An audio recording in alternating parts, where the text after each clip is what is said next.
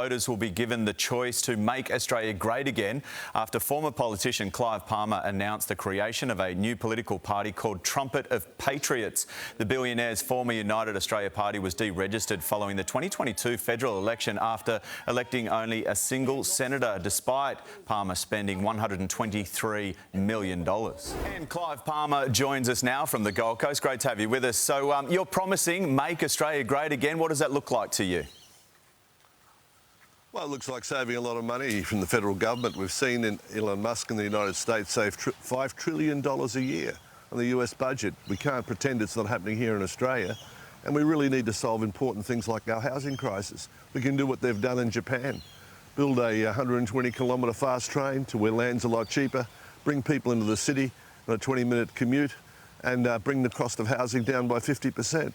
Simple solutions that we need to be applying that our politicians just won't go to. And every time I come to Sydney, I'm welcome to my own country. We've got to recognise what's all the contributions that all the people have made to this country. People from Europe, Asia and the Americas. We really need to get Australians back on track.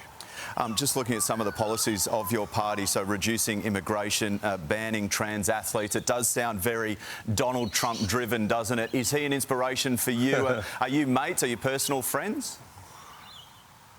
Well, I toured Australia last year with Tucker Carlson, and a lot of these issues came up from Australian people that were concerned about some of these things. With immigration, we all have to have immigration. It's a reasonable thing, but we've had 1 million people in the last year, and our infrastructure, our roads, our hospitals, our schools are all overflowing, and we need to have a tempered approach to that sort of thing.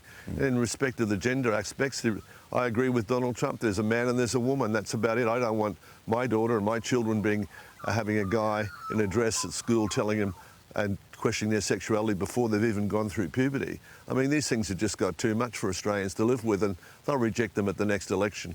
We had 10,000 people join our party yesterday. Can I ask you about the investment of cash? And obviously economics is going to be a huge part of this election going in, but you personally, $123 million and only one Senate seat for you and your party. Is that good economics? Are you hoping for more this time around? Well, it certainly is. You know, we were against the vaccine, as you know, and over 5 million people didn't have the vaccine in Australia. It's now been revealed that it wasn't safe and effective. It caused a lot of people to die. And the Supreme Court of Queensland, they've ordered that the mandates are unlawful and the payment of ambulance workers and police full compensation, and we funded that action. Of course it was worth it. We want Australians to know what it's about. And we told all of Australia that they were going to raise interest rates. The Reserve Bank said, no, that's not going to happen. It has happened. We've got 3.7 million households in this country which are having trouble buying food. We've got $1 million coming from the Albanese government to help Food Bank. I donated 10 million meals personally myself 2 weeks ago to feed hungry Australians in Sydney, in Melbourne and right across the country. And that's what we need to look at, have some compassion and say a prayer for our country when we put our head in our pillow tonight. You've got to get real and get up to the real issues. It's not about selling records or seeing viewers what's popular. It's about helping Australians who are really suffering at the moment. We're going to get to the bottom of all of that as we lead to an election. Clive, thanks for your time. Here's Nat.